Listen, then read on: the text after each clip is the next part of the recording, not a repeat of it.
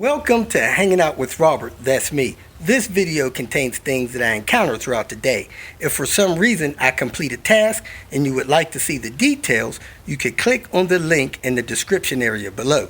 This video also contains tips and tricks that I learned throughout the years. I plan on leaving this video accessible for about 30 days.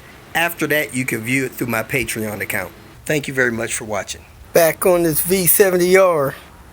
When you start it up cold, it runs real rough, very rough. I think the fuel pump's bad. I think it's been going bad for a little while. Just didn't want to deal with it. Went and got one out of the salvage yard. The fuel pumps that go in these all-wheel drive Volvos are no longer available through Volvo. So if you need to do a fuel pump, you need to get an aftermarket pump assembly, fuel pump with the float with it. Get one of those, or you can get a pump assembly and rebuild the unit that goes in the tank. Let me show you the one I got from the salvage yard. So the unit that you used to get from Volvo used to look like this. Got the float stuff in it. Now this particular car has a saddle tank, fuel on both sides of the tank, and it takes readings from both sides of the tank. Both sides of the tank has the sending unit. So fuel pump sending unit assembly, and it has two white wires. So I'm gonna splice this in, but I could get this reverse polarity and the pump be running the wrong direction. So I don't want to do that. So I need to figure out how to get that right so I don't, have that running the wrong way. I guess I could test it in the car. I think the fuel pump is working, but it's working slow. It should pump fuel out this side and bring fuel in this side. So anyway, I need to test that before I hook it up and put the lines on it, because you don't want to reverse polarity. So I'm gonna splice the wire in since it's been cut, and I don't want it running the wrong way. But anyway, you could buy the fuel pump unit aftermarket, or you can get a pump rebuild kit and take this thing apart and replace the pump in there. I've never done that on a all-wheel drive car, but I have done it on front-wheel drive cars. Now this pump in particular came out of a car at the salvage yard. Not sure how many miles it had on it. I'm guessing around 120, 140. Maybe a few years left on this pump, may not. Sad part about it is I've gotten some newer pumps from Volvo, and my buddy Willie Gilly has. He's replaced 4 pumps in 2 years. 2 of them under warranty, and 2 of them he just paid $450 for, somewhere around there. So maybe that's why Volvo bailed on them, but they probably are bailing on these older cars because they want everybody to go electric and buy new cars. They don't want to keep these old cars on the road. It's kind of a two-edged sword if you ask me. So let me get started on this and go from there. 2 ways on dealing with fuel pumps on these cars. If you're rust-free, you could drop the suspension a little bit on this side, lower the tank straps, remove the center all-wheel drive shaft back there, lower the VC, tilt the tank down and pull that thing out. I got a video showing how to do that, but man, that can be hazardous with rusty cars, and that could be a disaster. I don't recommend it if you have a rust car. The other way is cut a hole in the floor, which is what I'm gonna do here, because this car is a rust nightmare. So I'm gonna cut a hole in the floor, pull the pump out that way, put this one in, and go from there. So there's a video linked in the comment section showing you how to cut a hole in the floor. It's all the way down there where this pump goes. I'm gonna splice these wires in, shrink wrap them, and do all that wonderful stuff. So let me get cranking on this and get this thing swapped out. Now so far I was going to replace the ETM. Weird thing happened where I found a wire busted on the mass airflow sensor. Now before, whenever I would turn the key to start this car, once this car hit the starter and went into the run mode, when you shut the car off, the engine fan to cool the engine would run 8 minutes. I don't care if the car ran for 3 seconds or 2 hours. When you pulled that key out of ignition, that fan ran for 8 minutes. Well, when I connected the wires that were broken on the mass airflow sensor, that immediately stopped. The fan quit running. And my mechanic told me that 2 of the wires on that mass airflow sensor was for temperature. So that broken wire, for some reason, defaulted the temperature to run that fan like that. That's what I think anyway. So now the fan's not running, but I'm going to go ahead and move this seat forward, cut this floor open, and get this fuel pump. Because I think the car actually had 3 problems. A bad ETM, a weak fuel pump, and those broken wires on the mass airflow sensor. So next we're going to do the fuel pump, see if that'll let the car run, see if that cures anything. And if not, I have a ETM out of the same car I pulled this fuel pump assembly out of, and I'm gonna go ahead and probably replace that after I do this fuel pump. We'll see what happens. So you lift this strap up, pulling the strap releases the latch that latches the seat down, fold the seat forward, then you push this clip forward and that releases the seat. That goes forward. Now you can lift the seat out. You got 2 of those, one on this outside and one on the other side.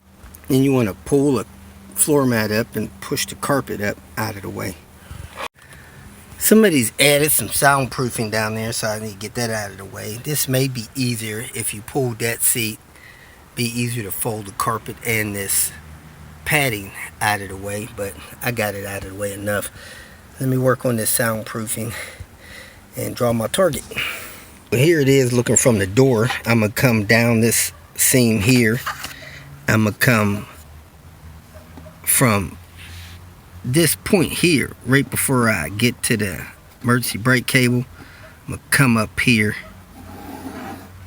and then come all the way across the top there. So I'm gonna fold this open and down. Here I am, about 3 to 5 minutes. I got my cut done, so I'm gonna fold this in like this, and as you can see, got rusty fuel lines I'm gonna have to be real careful with taking those things loose. They have a release on them, and man, these lines, whatever these are really pushing on that fuel line. I don't know if I'm gonna get that out of there with these pushing down on there that hard. So let me see what I can do. These lines are pinching this fuel line here. I don't know what's going on here. That's bad. I am being extra careful with these fuel lines. There's so much rust on them, and this pinch one right here had this line over top of it instead of under it. Man, I probably wouldn't be objected to taking that one out of the salvage yard. That was probably restricting fuel flow for who knows how long. So let me cut these wires, get ready to splice those, and get this pump out and get the other one in. I just tested the pump. Thank goodness red and black are for the pump, so you don't get that mixed up. And I guess the white ones are for the float. They probably don't matter. So I'm gonna go ahead and wire these up and swap this out.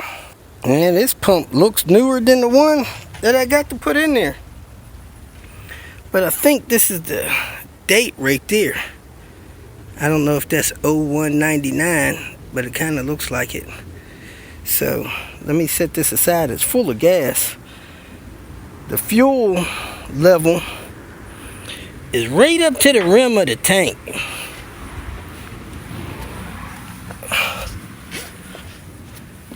Look at there. I got fortunate. Wasn't any higher. I'd have had to start catching fuel. Forgot about that. So used to the front wheel drive cars where the cap is at the top. I got the wires spliced together and I double heat shrink them. Now I'm gonna try to put this around there and try to hook them up over the top of the tank. I think I got this cap tight enough. I'm gonna try to snug that a little bit more. I don't want it leaking. and if it leaks, I'll just come in here and tighten it up. Then I'm putting this fuel line over top of these that was crushing it, and maybe that'll help fuel delivery on this thing. That's really weird. The pump I took out looked newer than the one I was putting in. Everything done. Boy, I am really slow when it comes to making these splices and stuff. But anyway, let me go ahead and stick the key in the ignition, prime it, make sure I don't have any leaks, and see if this car will start. Took me an hour and a half, partly because I was looking for my wire stripper tool. Never did find it, so I had to strip the wires with a razor blade. Anyway, part of the problem with this fuel pump was that it never kept pressure on the fuel rail. As soon as you shut the car off, or as soon as you stop cranking, the fuel pressure would just fall right off of this. So let me go ahead and see if this thing will fire up and make sure it's not leaking. Got it in neutral. Hit this key. Prime it 3 times. I hear the fuel pump cutting on.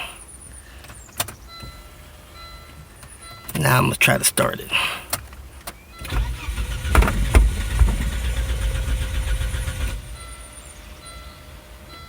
Still primed. Ooh, almost started.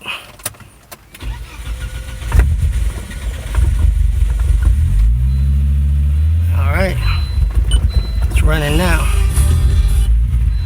Just like it was before. Extremely rough.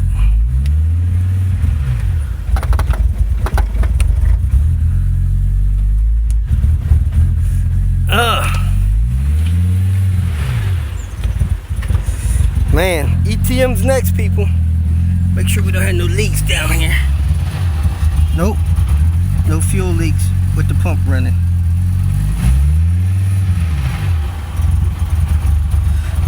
So I'm running errand, then I'm gonna come back and replace the ETM. This car is running steady to what feels like a misfire. Really strange. I don't get it. Crazy. I'm gonna replace the ETM. If that doesn't smooth it out, taking this thing to the shop. At least it starts back up now. Wasn't doing that before. I'm going to pop the hood and shut it off and see if it's keeping fuel pressure now at the rail. Go see if we got any fuel pressure here. Yep, got fuel pressure. Didn't have that before. So this fuel pump is better than the last one. I'm gonna keep that unit. Probably not. I cut those wires pretty short. Dang it. I was gonna rebuild it and have it as a spare rebuilt, but last stop of the day. We got a wagon pushing PSI, and we got a wagon for spare parts. I just like this. Give me 5, man. That's what's up right there. Give me 5. If you feel that this information was useful, please like it and share it with your social media friends. You can subscribe to my channel so that you will get notifications of future videos that I post. You can follow me on Twitter, and if you need to contact me directly, please visit my website. And if you have any questions, leave them below, and someone or myself will reply to them. Again, thank you very much for watching.